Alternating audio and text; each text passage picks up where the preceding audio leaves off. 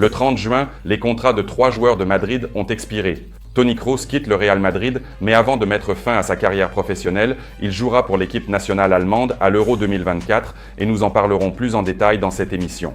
Les contrats de Luka Modric et Lucas Vazquez ont également expiré, mais ils prolongeront leur contrat d'1 an dans les prochains jours. Kepa Arrizabalaga ne restera certainement à Madrid que si Andriy Lunin part, simplement à Madrid. Regardez aussi dans cette vidéo le dernier message de Toni Kroos au Real Madrid, presque le jour de la chute de Cristiano Ronaldo. Un autre joueur de l'équipe de France se retrouvera à Madrid et Jude Bellingham qui fait taire les détracteurs. Bonjour à tous, dans cet épisode, nous parlerons de ces nouvelles et de bien d'autres. Merci à tous ceux qui ont déjà aimé et se sont abonnés à la chaîne, vous êtes les meilleurs et nous commençons. Et nous commençons par les dernières nouvelles de transfert. Dani Ceballos veut quitter le Real Madrid et a déjà informé la direction du club de sa décision. Dani Ceballos va probablement rejoindre l'Atlético Madrid avec ce club, il a un accord préliminaire. Et Madrid ne va acheter personne pour remplacer Dani Ceballos car il y a de jeunes talents. Ce sont Nico Paz et Mario Marin qui rejoindront l'équipe de Carlo Ancelotti et tenteront de s'intégrer dans l'équipe première.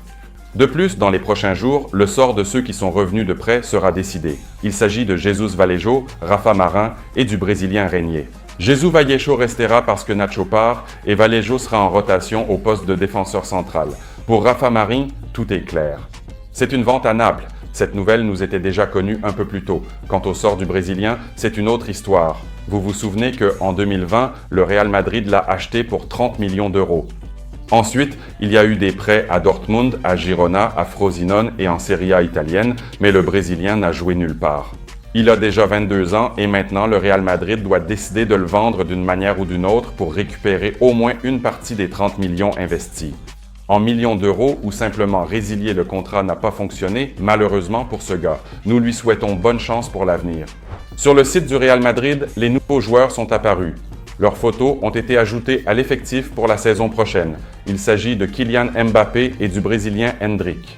Bien sûr, leurs numéros de maillot ne sont pas indiqués, mais nous savons que Kylian Mbappé a choisi le numéro 9 pour le moment, Endrick garde le numéro 25 et dans un an, lorsque Luka Modric partira, Mbappé veut prendre le numéro 10 et Endrick prendra le numéro 9 qui sera libéré par Mbappé, de légers ajustements comme ceux-ci. Pendant ce temps, l'équipe de France avec Kylian Mbappé, sans son but, a battu l'équipe de Belgique et qualifié pour les quarts de finale du championnat d'Europe, victoire de la France avec un score de 1-0. Le meilleur joueur de ce match a été un autre footballeur de Madrid, Tchouaméni. Il a réalisé un match incroyable au milieu de terrain avec un gros volume de travail. Voici quelques données esthétiques. 4 tirs, 3 passes clés, une précision de passe de 92%, 2 interceptions supplémentaires, le meilleur selon les évaluations, le meilleur joueur du Real Madrid, Tchouaméni, qui s'est longtemps remis d'une blessure, maintenant un joueur indispensable dans l'équipe nationale de France. Mendy et Camavinga ne sont pas entrés en jeu. Le Real Madrid deviendrait plus français, nous avons déjà beaucoup de représentants de l'équipe de France dans l'effectif, et voilà qu'un intérêt est apparu pour un autre défenseur de l'équipe de France qui est actuellement joueur d'Arsenal et qui a récemment prolongé son contrat avec Arsenal de Londres. Il s'agit bien sûr de William Saliba. Je ne pense pas qu'il sera possible de racheter ce défenseur d'Arsenal car il coûte très cher. Mais gardons certainement cette information car le Real Madrid et le Paris Saint-Germain, malgré le fait que Saliba ait prolongé son contrat, sont prêts à se battre et à proposer un très bon prix pour ce joueur. S'il rejoint Madrid, ce sera très intéressant. Aimez-vous les thrillers ? Je pense qu'ils sont très appréciés en Angleterre. Sinon, comment appeler ce match de 8e de finale Angleterre-Slovaquie ? C'est un véritable thriller. Et qui a été le sauveur de l'équipe d'Angleterre? Bien sûr, Jude Bellingham qui a marqué beaucoup de buts la saison dernière, notamment dans les dernières minutes et des buts très importants. Et maintenant, dans les dernières secondes du temps réglementaire du match Angleterre-Slovaquie, que fait Jude Bellingham? Bien sûr, il porte l'équipe d'Angleterre plus loin, c'est un coup de pied retourné, c'est un enchantement. Il restait 1 minute et l'équipe d'Angleterre aurait pu quitter l'Euro 2024 en Allemagne. Mais le sauveur est bien sûr le Madrilène Jude Bellingham. Et je vais directement dans les commentaires pour voir comment les supporters ont réagi à ce but de Jude. Mentalité Real Madrid. L'ADN de Madrid, bien sûr, le meilleur but de l'Euro jusqu'à présent. Jude a utilisé ce style pour gagner des matchs pour son club, je ne suis pas surpris.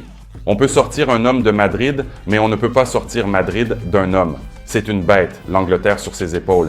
Et je veux dire, il me semble qu'il y a quelques épisodes, Jude était très critiqué pour ne pas jouer, pour ne pas porter l'équipe d'Angleterre, mais maintenant tout le monde est convaincu que Jude Bellingham, notre Jude Bellingham, est une véritable bête. Et voici les émotions de Jude lui-même. C'était aussi intéressant. Il a crié après le but. Qui d'autre ? Apparemment en appelant un autre adversaire, ou au contraire en insinuant qui aurait pu marquer ce but si ce n'était pas Jude Bellingham lui-même. En outre, le journaliste lui a demandé comment l'équipe d'Angleterre et toi en particulier, Jude, parvenaient à marquer des buts aussi importants. Voici la réponse de Jude. Qui écrit mes scénarios ? Moi. Et ce n'est pas tout. Je pense que vous avez vu dans la retransmission quelque part sur des photos comment Jude Bellingham célébrait nu. Il est passé, puis a pointé du doigt ses propres parties génitales, et l'UEFA était déjà prête à enquêter sur ce geste et à déterminer dans quelle mesure il était acceptable. D'autant plus que tout le monde a immédiatement pensé que ce geste était dirigé vers les supporters slovaques qui se trouvaient à proximité dans les tribunes. Mais en réalité, Jude est intervenu et a rapidement calmé tout le monde. C'était un geste de plaisanterie interne à l'adresse de quelques amis proches. Apparemment, l'UEFA ne va pas enquêter. Jude Bellingham est le héros des huitièmes de finale. Et nous nous souvenons du Ballon d'Or de Jude Bellingham ou de Vini qui joue pour l'équipe nationale du Brésil. Ce débat continue. Ensuite, il y a l'équipe nationale d'Allemagne qui a également battu l'équipe du Danemark avec un score de 2-0 et Antonio Rüdiger ne cesse de nous amuser. Regardons cette photo. Que voyez-vous ici ? Nous voyons ici Antonio Rüdiger et son plat préféré, le Döner Kebab. C'est vraiment très drôle de jouer à l'Euro 2024 avec de telles chaussures, mais nous savons qu'Antonio Rüdiger est un blagueur incroyable et il nous met toujours de bonne humeur. En outre, il apporte de la qualité à la défense de l'Allemagne. Antonio Rüdiger a été élu meilleur joueur du match de l'Allemagne. Il a joué de manière incroyable. Et ici, sur cette image, toutes les émotions d'Antonio Rüdiger. C'est son tacle fin du match. Vous pensez qu'il se réjouit de la victoire de l'équipe d'Allemagne? Non, il est ravi de la qualité de son tacle. Non seulement Rüdiger, mais aussi Toni Kroos avec l'équipe d'Allemagne se dirigent vers la victoire à l'Euro 2024. Le 30 juin, Toni Kroos s'est adressé à nous tous car son contrat avec le Madrid a officiellement pris fin. Voici ce qu'il a officiellement écrit sur Instagram. Aujourd'hui est officiellement mon dernier jour en tant que joueur du Real Madrid. Je me sens étrange, mais je serai toujours l'un des vôtres. Éternellement reconnaissant, Toni, tu es une légende de Madrid. Merci pour toutes ces années, merci pour ton jeu, merci de nous avoir permis de te voir évoluer sur le terrain. C'était magique, c'était incroyable. Écrivez dans les commentaires si vous êtes d'accord. Et ensuite, ce n'est pas un thriller, mais un drame. Nous avons un épisode à suspense aujourd'hui. C'est le match Portugal-Slovénie. C'est le temps supplémentaire. C'est l'ex-joueur et autre légende du Real Madrid, Cristiano Ronaldo, qui s'approche pour tirer un penalty et le manque. Ensuite, pendant la pause entre les prolongations, Cristiano Ronaldo a éclaté en sanglots. Mais c'était difficile à regarder. Cristiano Ronaldo pleure, ses coéquipiers le consolent. Dans les tribunes, on montre la mère de Cristiano Ronaldo qui pleure aussi. C'est un moment très délicat, mais tout se termine bien pour l'équipe nationale du Portugal. Séance de tir au but après le match. Ronaldo s'approche à nouveau, tire et marque. De plus, avec 2 autres tirs précis, l'équipe nationale du Portugal jouera également en quart de finale du championnat d'Europe en Allemagne. Oui, après le match, Ronaldo s'est adressé aux supporters, il était à la fois joyeux et contrarié, et il s'est excusé avec ce geste, mais parfois ça ne marche pas. Mais ce jour du 1er juillet, Cristiano Ronaldo s'en souviendra sûrement toute sa vie, car si l'équipe nationale du Portugal avait été éliminée, le principal responsable de cette élimination aurait été désigné comme le capitaine de l'équipe nationale du Portugal, Cristiano Ronaldo.